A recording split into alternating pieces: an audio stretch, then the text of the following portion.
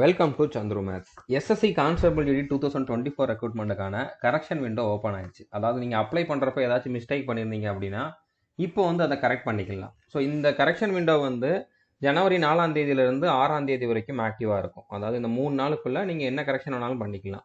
Correction பண்ணுறப்போ உங்களுக்கு மறுபடியும் எல்லா பாயிண்ட்டும், அதாவது புதுசாக அப்ளை பண்ணுற மாதிரி தான் இருக்கும். எல்லா பாயிண்ட்டையுமே நீங்கள் வந்து கொடுக்குற மாதிரி இருக்கும். அதனால் திரும்பி இன்னொரு மிஸ்டேக் வராத மாதிரி பார்த்துக்கோங்க. ஸோ கரெக்ஷன் பண்ணுறப்போ எல்லாருமே நீங்கள் எந்த கேட்டகரியில் இருந்தாலும் சரி, மேலாக இருந்தாலும் சரி, ஃபீமேலாக இருந்தாலும் சரி, 200 வந்து பே பண்ணணும். ஓகே, பே பண்ணால் மட்டும்தான் கரெக்ஷன் பண்ண முடியும். அதில் ஃபஸ்ட்டு பண்ணுறப்பவே நீங்கள் தெளிவாக பண்ணிடுங்க. ஏன்னா 2வது கரெக்ஷனுக்கு வந்து 500 அப்படிங்கிற மாதிரி இருக்கும். அதனால் நீங்கள் ஒரு கரெக்ஷன்லேயே தெளிவாக பண்ணிடுங்க. ஸோ கரெக்ஷன் பண்ணுறப்போ இது கரெக்ஷன் பண்ண வேண்டிய பாயிண்ட் தானா அப்படிங்கிறத தெரிஞ்சுக்கிட்டு பண்ணுங்க. அதுக்கு நான் ஆல்ரெடி ஒரு வீடியோ போட்டிருக்கேன். இதுக்கு முந்தின வீடியோவில் நம்மளோட சேனலில் நீங்கள் என்னென்ன பாயிண்ட்டை செக் பண்ணணும் அப்படிங்கிறத வந்து சொல்லியிருக்கேன். ஸோ அதெல்லாம் பார்த்துட்டு கரெக்ஷன் பண்ணனா பண்ணிக்கோங்க. ஏஜ் ரிலாக்ஸேஷனுக்கு எஸ் கொடுத்துருக்கேன், நோ கொடுத்துருக்கேன், அதுக்காக கரெக்ஷன் பண்ணணுமாங்கிறது நிறைய பேருக்குள்ள டவுட்டாக இருக்குது. அதுக்காக நீங்கள் கரெக்ஷன்லாம் எதுவும் பண்ண வேண்டாம். அதை பற்றி நான் அந்த வீடியோவில் வந்து டிஸ்கஸ் பண்ணியிருப்பேன். ஸோ உங்களுக்கு ஒரு பெரிய ப்ராப்ளம் வருது அப்படின்னா கண்டிப்பாக கரெக்ஷன் பண்ணிடுங்க. பர்டிகுலராக உங்களோட ஃபோட்டோ அதுக்கப்புறம் சிக்னேச்சர் வந்து கரெக்டாக அப்லோட் ஆகலை அப்படின்னா அதுக்கு வந்து நீங்கள் கரெக்ஷன் பண்ணிடுங்க. அது வந்து ரொம்ப ரொம்ப இம்பார்ட்டன்ட் ஆனது. அடுத்ததாக நிறைய பேர் வந்து ஆப்பில் வந்து உங்களோட அப்ளிகேஷனை சென்ட் பண்ணி இது கரெக்டானு கேட்குறீங்க. அது நீங்களே யோசிச்சு பாருங்கள். இப்போ எனக்கு குறைஞ்சது ஒரு 50-60 பேராச்சும் அனுப்பியிருப்பாங்க. நான் ஒவ்வொருத்தரோடையுமே வந்து செக் பண்ணி பார்த்துட்டு இருக்க முடியாது. இப்போ நான் வீடியோ போடணும், அதுக்கப்புறம் ஆப்பில் இப்போ புதுசாக பேமெண்ட் சிஸ்டம் வந்து மாற்றிருக்கோம். அடுத்ததான் இன்னும் நிறைய பேருக்கு நிறைய டவுட் இருக்கும். உங்களுக்கு கிளாஸும் எடுக்கணும். அவ்வளோவும் பார்க்குறப்போ ஒவ்வொருத்தரோட அப்ளிகேஷனும் கரெக்டாக இருக்கான்னு என்னால் செக் பண்ண முடியாது. அதுக்கு தான் நான் வீடியோவில் சொல்லியிருக்கேன். ஃபோட்டோ எப்படி இருக்கணும், சிக்னேச்சர் இப்படி இருக்கணும், இந்தந்த மாதிரிலாம் இதெல்லாம் செக் பண்ணுவாங்க, இதெல்லாம் கரெக்டாக இருக்கணும்னு சொல்லி வீடியோ போட்டிருக்கேன். ஸோ வீடியோ பார்த்துட்டு நீங்கள் அண்டர்ஸ்டாண்ட் பண்ணிக்கோங்க. அதுக்கு மேலேயும் உங்களுக்கு டவுட் இருந்துச்சு அப்படின்னா அதுக்கு நான் ஒவ்வொருத்தருக்கும் பண்ண முடியாது. அது வந்து பாசிபிள் கிடையாது. ஒருத்தர் 2 பேர்னா நான் கண்டிப்பாக ரிப்ளை பண்ணிடுவேன். குறைஞ்சது ஒரு 50-60 பேராச்சும் வந்து அனுப்பியிருக்கீங்க. ஸோ அவங்களுக்கு வந்து என்னால் கண்டிப்பாக ரிப்ளை பண்ண முடியாது. ஸோ அதனால் நீங்கள் யாரும் தப்பாக எடுத்துக்காதீங்க. வீடியோவில் நான் சொன்னதை வச்சு நீங்கள் வந்து கரெக்ஷன் பண்ணணுமா வேண்டாமா அப்படிங்கிறத பார்த்துக்கோங்க. டேட்டு போட்டு அப்ளை பண்ணணும்னு அவசியம் கிடையாது ஃபோட்டோவில். ஸோ ஒருவேளை நீங்கள் டேட்டு போட்டிருந்தாலும் அந்த டேட் வந்து ரொம்ப பழைய டேட்டாக இருக்குது, 3 மாதத்துக்கு முன்னால் உள்ள டேட்டாக இருக்குதுன்னா கண்டிப்பாக நீங்கள் சேஞ்ச் பண்ணிடுங்க. ஓகே, இல்லை நான் ரீசெண்டாக இருக்கக்கூடிய டேட்டு தான் போட்டு அப்ளை பண்ணியிருக்கோம்னா பிரச்சனை இல்லை. ஓகே, ஸோ இப்போ எப்படி நம்ம இதை பண்ணலாம் அப்படிங்கிறத வந்து பார்க்கலாம். இதில் நான் உங்களுக்கு எல்லா இதையுமே சொல்ல போகிறது கிடையாது. ஏன்னா நான் ஒரு ஒரு ஸ்டூடெண்ட்டோட யூசர் ஐடியை வச்சு தான் பண்ண போகிறேன். அந்த ஸ்டூடெண்ட்டுக்கு எந்த கரெக்ஷனும் கிடையாது. அப்படிங்கிறப்ப நான் தேவையில்லாமல் ஏதாச்சும் ஒரு கரெக்ஷனை வேணும்னே பண்ண முடியாது. அப்போ அதுவே வந்து ஒரு மிஸ்டேக் ஆயிரும். அதனால் எப்படி பண்ணலாம் அப்படிங்கிறத மட்டும் சொல்கிறேன்.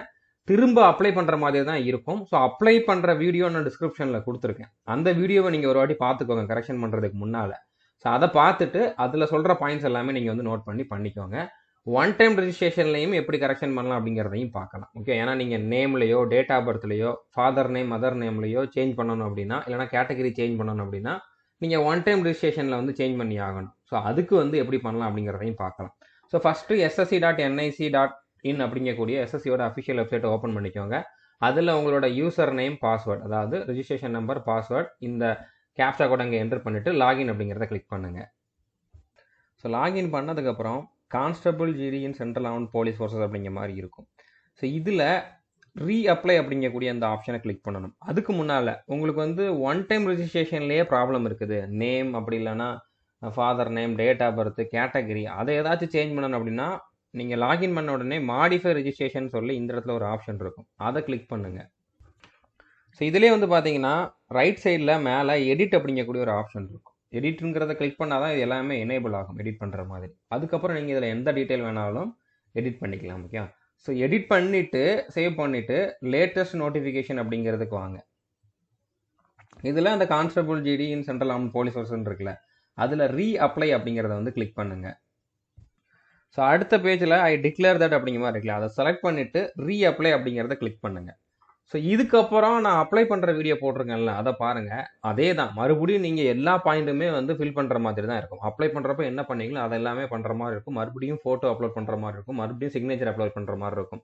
உங்களுக்கு வேற ஒரு கரெக்ஷன் கூட இருக்கலாம். ஆனால் எல்லாத்தையுமே நீங்கள் வந்து திரும்பி பண்ணுற மாதிரி தான் இருக்கும். அதுக்கப்புறம் கடைசியில் 200 பே பண்ணுற மாதிரி இருக்கும். ஓகே, ஸோ இப்போ நீங்கள் இதெல்லாம் பண்ணி முடிச்சிட்டிங்க, அப்ளை பண்ணி முடிச்சிட்டிங்க.